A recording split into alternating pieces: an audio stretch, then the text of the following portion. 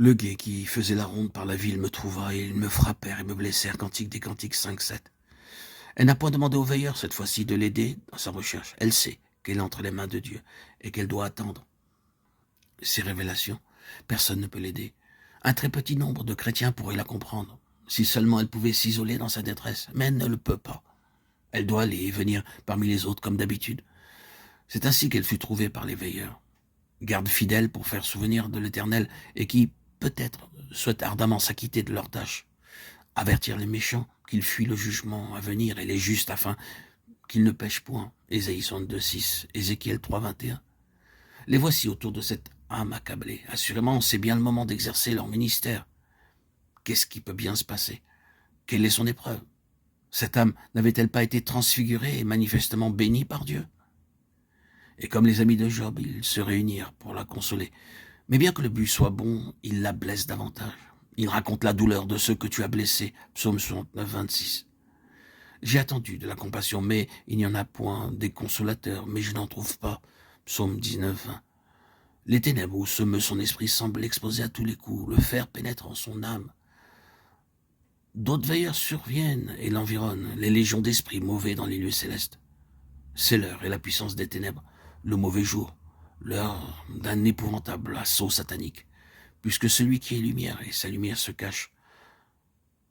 L'heure semble propice à l'adversaire pour fondre comme un fleuve sur celle qui a été l'objet de la faveur divine. Son but, l'amener à quitter sa position en attaquant sa foi en un Dieu fidèle. L'ennemi suggère que, vraiment, Dieu lui demande trop plus qu'il n'est juste, Job 34:23, et qu'il vaut mieux choisir un chemin plus facile. Les esprits mauvais ne se font pas faute aussi de relever le silence de Dieu, et ils la condamnent. S'il faisait d'elle ses délices, s'il n'y avait rien à comprendre dans sa vie, il ne manquerait pas d'intervenir pour lui épargner cette affreuse douleur. Enfin, il suggère, sous couleur de solution, quelques compromis avec le péché, quelques échappatoires. Et l'attaque se renforce, au point qu'il ne lui reste plus en apparence qu'à céder. C'est une résistance jusqu'au sang. Sa chair et son cœur défaillent. Mais Dieu est la force de sa vie et sa portion à jamais. Quand l'ennemi se déverse comme un fleuve, l'Esprit du Seigneur lève l'étendard contre lui. L'âme se trouve alors vivifiée par l'Esprit dans l'être intérieur. Et pour demeurer ferme dans la foi, à nouveau elle a posé la main de la foi sur la tête du sacrifice au calvaire et elle attend l'instant de Dieu pour comprendre.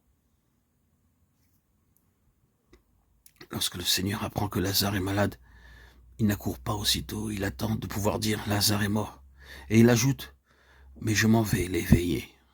De même, le Seigneur attend pour faire grâce à ceux de ses rachetés qu'il conduit par les eaux profondes sur le chemin du calvaire.